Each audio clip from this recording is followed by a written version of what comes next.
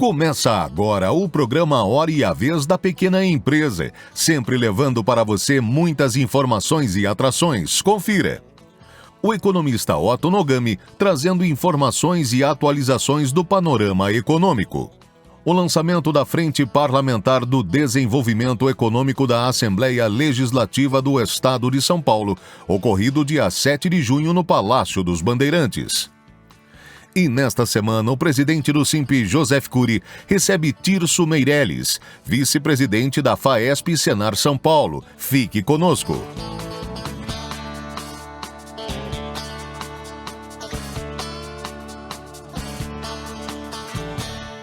O governador Tarcísio de Freitas participou com a deputada estadual Carla Morando da cerimônia de lançamento da Frente Parlamentar do Desenvolvimento Econômico da Assembleia Legislativa do Estado de São Paulo, a ALESP, dia 7 de junho no Palácio dos Bandeirantes. Coordenada pela deputada estadual, a Frente Parlamentar reúne 30 integrantes, 5 efetivos e 25 membros apoiadores, para ampliar o diálogo entre o poder público e representantes do setor privado para fomento do desenvolvimento econômico, da indústria, do comércio e dos serviços em São Paulo.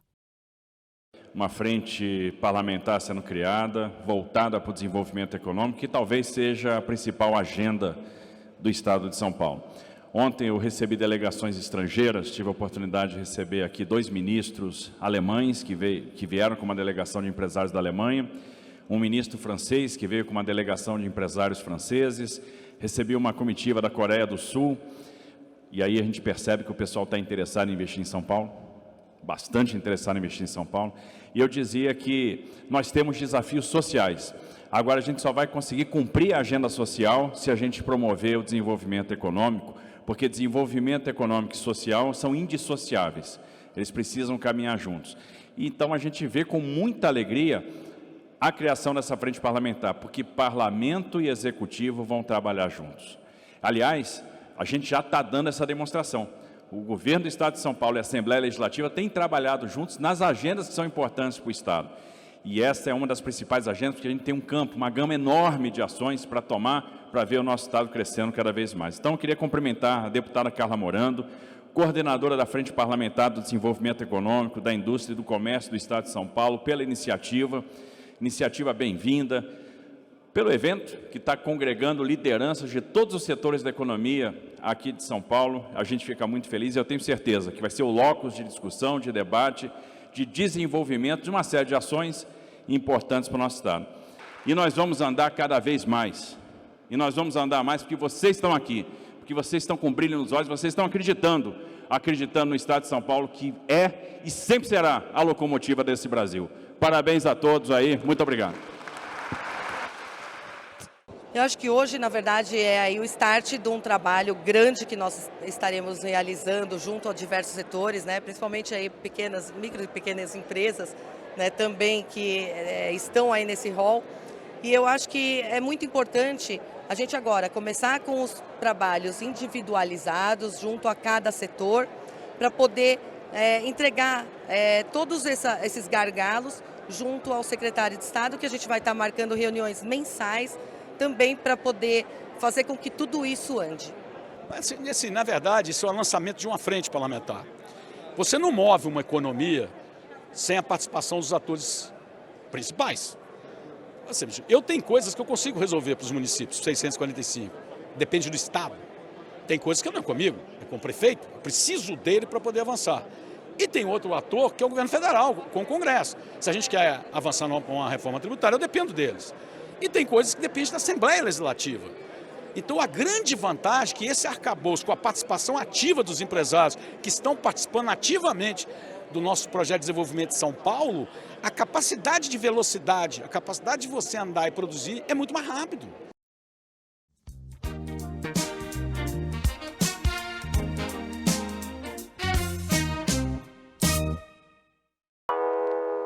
Você conhece alguma empresa ou pessoa que não tenha problemas? Onde elas resolvem? Conheça o Hub Simp, a plataforma que oferece a conexão entre você e quem resolve seus problemas. Veja algumas das soluções: capital de giro, antecipação de recebíveis, comércio exterior, importação e exportação, estruturação de empresas, abertura e alteração de empresas, certificação digital, gestão tributária, fiscal e dívidas. Hub Simp. Acesse www.simp.org.br.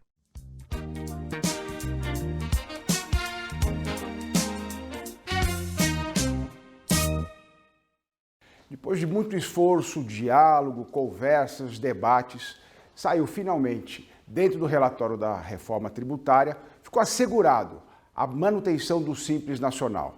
Na verdade, as micro e pequenas empresas optantes do Simples, conforme constou do relatório, terão a possibilidade de optar por mais de um sistema, mas o importante é que o Simples Nacional vai estar assegurado dentro da reforma tributária. Nesse sentido, o Simp encaminhou essa semana ofício a todos os congressistas, deputados e senadores, enaltecendo essa postura dentro da reforma tributária, dentro desse relatório, e colocando a importância da manutenção, que isso seja votado e seja assegurado a manutenção do Simples Nacional nos moldes atuais, adequando na reforma tributária. Mas isso ainda não é a única coisa. Nesse mesmo ofício, nós colocamos a importância, o quanto é essencial a atualização dos limites de enquadramento do MEI, da micro e da pequena empresa, estancados desde 2006 em relação às microempresas e 2016 em relação às empresas de pequeno porte.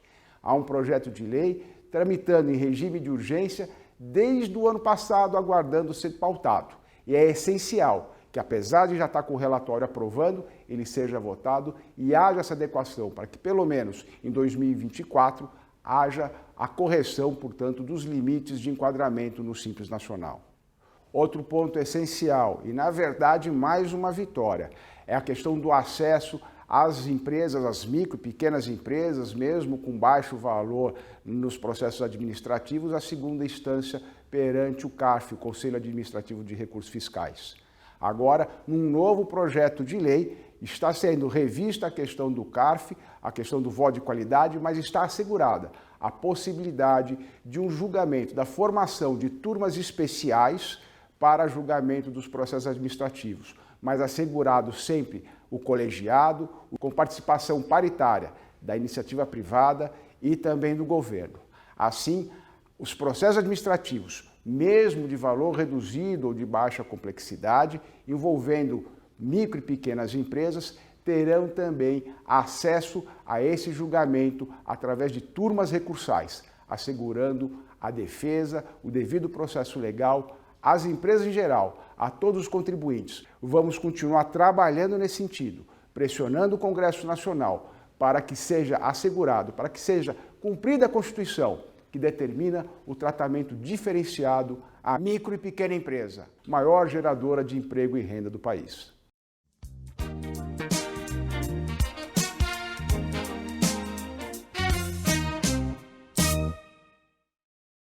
Nós queremos registrar que nessa semana, Carlos Magno, lá do Pará, esteve em São Paulo visitando feiras, iniciativas, porque ele estará lançando grandes e novas iniciativas lá no Pará.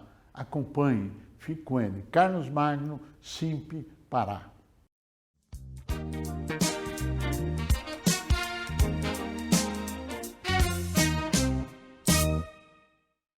Nesses últimos dias, o mercado tem andado um tanto quanto que eufórico. Por quê? Porque existem várias sinalizações que indicam não uma retomada da atividade econômica, mas pelo menos um cenário um pouco mais tranquilo, um cenário um pouco mais interessante.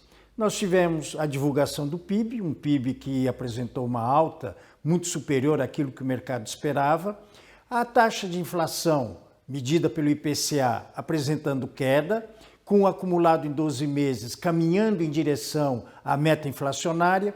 Tudo isso acaba sinalizando sinais interessantes para o monitoramento da atividade econômica. Nesse sentido, nós vimos recentemente a Bolsa já caminhando em direção aos 120 mil pontos, a taxa de câmbio num patamar inferior a R$ 5,00. Então, tudo isso mostra realmente que os agentes econômicos estão apresentando uma perspectiva interessante para a nossa economia.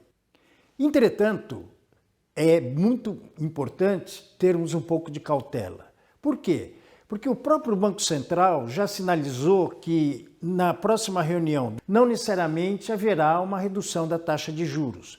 E, na verdade, estão sinalizando para eventualmente para a reunião de agosto. Então, tudo isso mostra que o próprio Banco Central deve estar com algumas indicações de que ainda o mar não está tranquilo. Por quê? Quando pegamos a inflação que está apresentando tendência de queda, entretanto, não podemos esquecer que a própria ação do governo sobre o preço de alguns produtos ou serviços acaba contribuindo para essa queda. Então, por exemplo, a redução ou a eliminação dos impostos que incidiam sobre combustíveis, telecomunicações, tudo isso acaba afetando o comportamento dos preços. E a grande pergunta que surge é, no momento em que houver esse realinhamento dos preços, o que poderá acontecer com a inflação? Um outro aspecto importante a ser considerado é que nós estamos em pleno período de safra, consequentemente a colheita de grãos este ano de 2023 deve bater um novo recorde esse que levará a um excesso de oferta, e excesso de oferta que tende a fazer os preços caírem. Esse fenômeno já foi captado pelo Índice Geral de Preços de Mercado, notadamente no que diz respeito aos custos do produtor. Entretanto, estamos nos aproximando do segundo semestre. Segundo semestre, a safra já foi. Então, certamente o preço das commodities ela tende a voltar ao normal, isso trazendo também os preços para um patamar um pouco mais alto. Então, essa é uma sinalização importante a ser considerada com relação ao comportamento dos preços nos próximos meses. Com relação à atividade econômica, uma grande preocupação que surge é que, apesar do PIB ter crescido de uma maneira forte ou robusta, não podemos esquecer que existe lá dentro um sinalizador que realmente nos preocupa, que diz respeito à formação bruta de capital fixo, ou seja, investimentos. Nós sabemos que os investimentos, eles são indutores do processo de crescimento da economia.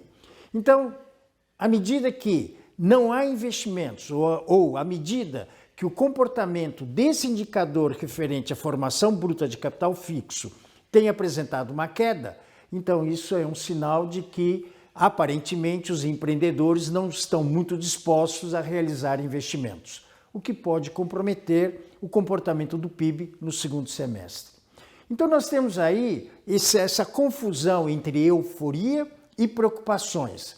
Tomara que as preocupações se dissipem ao longo do tempo e que a euforia, então, faça ou permita que a nossa atividade econômica volte à normalidade. Entrevista da semana. Nosso convidado de hoje é o Dr. Tirso Meirelles, vice-presidente da FAESP, do Senar e do SEBRAE. É um prazer tê-lo conosco. É uma grande honra, Joseph, estar com Vossa Senhoria aqui. Uma grande alegria, uma pessoa que faz um belíssimo trabalho para a nossa sociedade. Muito obrigado pela participação, um homem de múltiplas funções, né, altamente envolvido no trabalho, também em prol da sociedade. Nos conta um pouquinho do seu dia a dia, do seu trabalho em todas essas entidades tão importantes como vice-presidente. É uma gratificação muito grande, né? Principalmente que nós somos voluntários, né? Quando você é voluntário e você dedica a uma causa para uma sociedade melhor, para que nós possamos criar as condições de emprego e renda. Por isso que nós trabalhamos a cadeia produtiva, o agro, a indústria, o comércio e o serviço, para que todos os elos da cadeia produtiva possam estar unidos, para que nós possamos agregar valor, para que nós possamos dar emprego e renda para a nossa sociedade.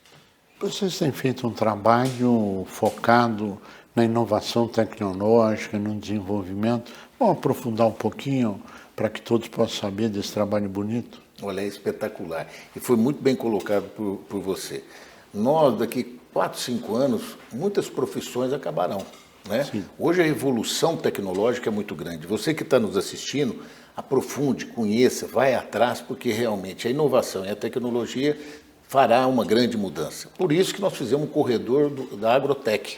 Nós pegamos a Embrapa, Unicamp, USP, Unesp, pegamos o Centro Tecnológico de Piracicaba, Campinas, São José dos Campos, São Carlos e Ribeirão Preto e fizemos um corredor da Agrotec, para que nós possamos levar a inovação tecnológica para os pequenos e médios produtores rurais. Caso contrário, ele não tem condições de rentabilidade no seu produto. Claro. E isso foi tão bom que nós também repetimos esse processo com a HealthTech, que é um projeto que sai de São José do Rio Preto, Barretos, que é o Hospital do Amor, e Ribeirão Preto, para que nós também possamos levar inovações tecnológicas na saúde. Então, sem dúvida nenhuma, esse processo da inovação, ele traz a sustentabilidade de todo o processo produtivo, para que nós possamos mostrar, tanto para a nossa sociedade como para o mundo, que nós somos extremamente sustentável, com ESG, social, econômico e de governança, para que nós possamos trabalhar e demonstrar que todos os produtos dos brasileiros na agricultura, eles são sustentáveis e que garante o meio ambiente limpo. E hoje nós estamos trabalhando as propriedades rurais com carbono zero ou negativo, que isso é muito importante para a sustentabilidade do nosso planeta. Quando você fala de arranjos produtivos, explicita um pouquinho mais para que todos possam entender a abrangência e a importância. Cury, o que acontece? Cada local, cada cidade, por isso que nós colocamos um SEBRAE em todos os municípios do estado de São Paulo. Hoje nós temos 645 municípios, os 645% tem um braço do SEBRAE, uma porta do SEBRAE, como o Senar. O Senar, hoje eu dou curso em todos os municípios do estado de São Paulo. O que acontece? Cada município, ou cada um de nós, empreendedores, nós temos uma vocação. Sem dúvida. E nós temos de descobrir a vocação do município como a vocação das pessoas, como nós temos hoje a Faculdade do Empreendedorismo, e nós ensinamos desde o primeiro ano a criança até a universidade ser empreendedora. Então, quando você localiza a vocação do município, você estimula o município a desenvolver o processo como todo. Como, por exemplo, o secretário Lucena, Roberto Lucena, fez uma parceria conosco e nós estamos desenvolvendo o turismo rural. Inclusive, ele importantíssimo. Fundamental. Ele me estimulou tanto que nós temos uma propriedade e que nessa propriedade, parte dessa propriedade, que é do Senar, nós estamos fazendo um modelo de turismo rural para os pequenos. Eu sou pequeno, mas eu tenho um lago, eu vou trabalhar piscicultura. Eu tenho um pequeno, mas eu tenho um aras ou eu tenho alguns cavalos, eu vou trabalhar cavalgada. Aí eu tenho aqui uma coisa pequena, eu vou trabalhar gastronomia. Eu tenho um outro pequeno pedaço, eu vou fazer o processo de você trabalhar as pequenas coisas, que seria a economia criativa, né? O artesanato, por exemplo, né? Ao você juntar tudo isso, você forma uma grande rede. Claro. E aí você trabalha toda a economia criativa do município, fortalecendo o emprego e renda. Isso é um arranjo produtivo, quando você fala do turismo.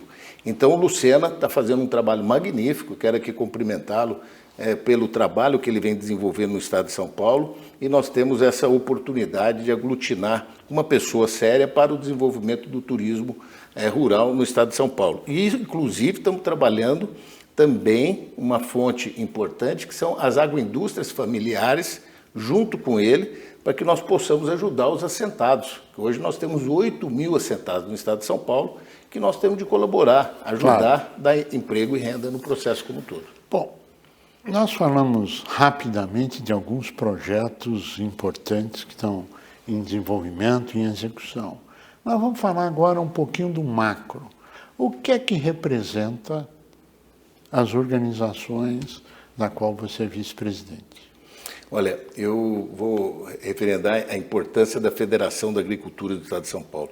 A Federação faz esse ano 83 anos. Olha que beleza. E o Senar, 30 anos. Então, são projetos importantíssimos que vêm mudando o conceito. Para você ter uma ideia do Senar, a dona Ruth Cardoso encontrou o Dr. Fábio no Vale do Ribeira. E a dona Ruth, esposa do Fernando Henrique, nosso presidente, falou, olha, eu preciso arrumar um meio de ajudar essa população. E o Dr. Fábio fez o Promovendo a Saúde no Campo. Esse programa, ele prevê, ele antecipa as informações às pessoas que moram no campo para não ficar doente. Olha que beleza. Esse projeto não tínhamos, nem naquela época, tínhamos médico de família. Então esse projeto foi magnífico, foi para o Brasil todo, estive em Roraima, fiquei um tempo em Roraima junto com as comunidades indígenas, levando esse conhecimento também às comunidades indígenas para que eles possam se prevenir. Esse é o valor fantástico das entidades. Além das políticas públicas que você faz quando tem algum problema exclusivo de uma commodities. Agora, por exemplo, nós estamos com o problema da borracha. Então, o sangrador, que é aquele que colhe a borracha natural, e o proprietário estão com muita dificuldade porque os valores ficaram muito aquém do custo de produção. Claro. Por quê? Porque anteriormente passaram de 16% para 0% de importação. Então eu fui conversar com o nosso... Alíquota de importação. Alíquota de importação. E aí eu fui conversar com o ministro da Indústria e Comércio, Geraldo Alckmin, sobre esse aspecto. Ele automaticamente já tomou as medidas como ministro e passou para 16% a alíquota de importação da resina e do pneu. Porque o pneu estava chegando muito barato no Brasil, por quê? Porque o pneu não tem ressolagem. Então ele vinha, você rodava ele, você não tinha como ressolar depois. Virava realmente um lixo terrível para nós. Sim. Então era muito difícil. Ele aumentou para 16% e agora nós precisamos da borracha natural, que estava com 16% anteriormente, que veio para 0%, para que passe para 22%. Então isso são políticas públicas que você faz com a entidade setorialmente para ajudar aquele setor a não quebrar, a não desestruturar economicamente. Na verdade, a manutenção do mercado interno, geração de emprego local e valorização do produtor nacional em igualdade de condições com o resto do mundo. Perfeito. Não é dando privilégio, é dando igualdade competitiva. Perfeitamente. Inclusive, o Estado de São Paulo é o maior produtor de borracha do Brasil, né? Então, hoje nós temos tecnologias muito avançadas nesse processo como um todo, mas não poderia ficar essa diferença, porque exatamente o que você falou, para que a gente possa concorrer com as mesmas ferramentas que o mundo tem, né?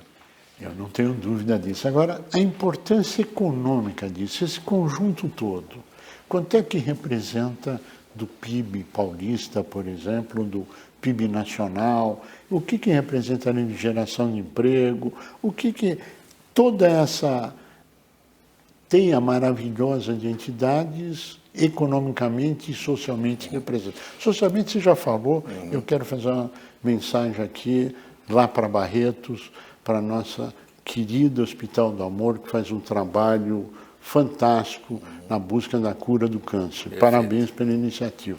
É espetáculo, porque eles realmente são um exemplo para todos nós, né?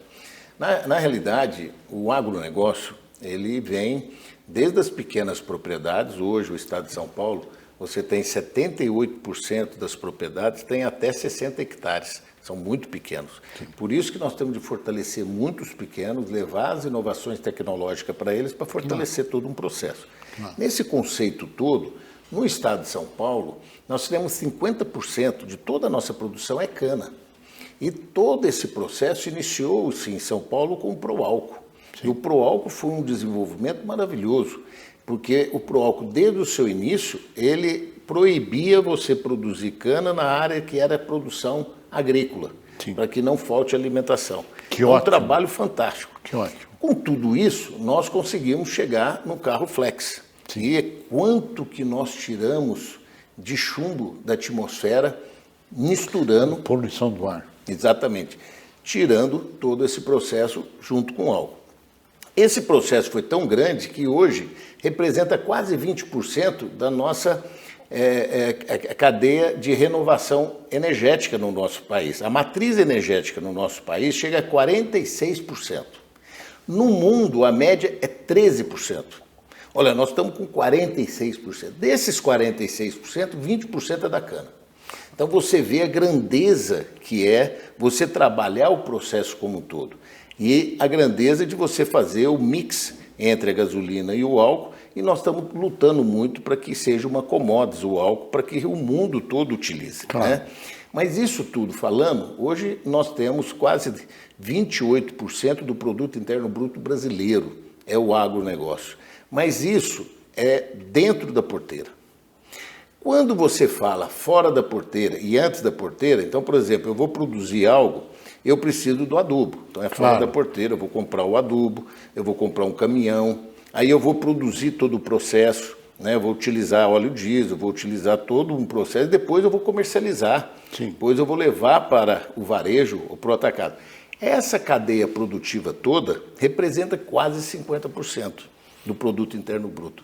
É algo espetacular, representa 21% da mão de obra brasileira. Isso com todas as inovações. Para você ter uma ideia, nós tivemos nesses últimos 50 anos, nós tivemos uma produtividade de 400%. Aumento. Né? Aumento de 400%. Quanto nós tivemos 80% de aumento de área. Isso quer dizer o quê? Que nós crescemos 80% em área, crescemos 400%, nós economizamos uma quantidade toda que nós produzimos hoje de área. Sem dúvida. Que são quase em torno de 100 milhões de hectares. Então, isso com produtividade, com inovação, com sustentabilidade. Hoje nós temos um código florestal mais rígido do mundo, aonde que nós preservamos as nossas nascentes e as nossas matas. E nós somos obrigados a respeitar esse processo todo da reserva legal. Se alguém pôr fogo, eu recebo um processo crime e uma multa violenta. Então, hoje, mais do que nunca, o produtor é o homem que mais ambientalista que existe no mundo. Aliás, não só esse trabalho em várias entidades que você exerce em prol da sociedade, você também escreveu um livro.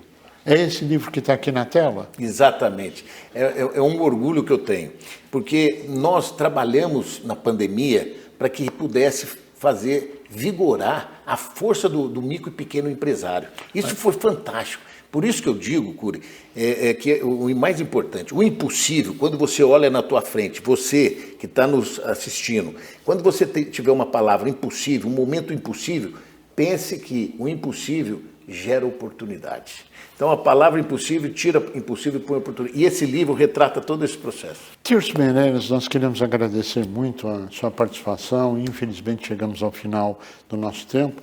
Desejar pleno êxito nesse trabalho, nessa empreitada, em prol da sociedade, em prol das pessoas, em prol de São Paulo e um Brasil melhor. A você que esteve conosco, o nosso mais profundo agradecimento, com a certeza que estaremos juntos na semana que vem. Até lá!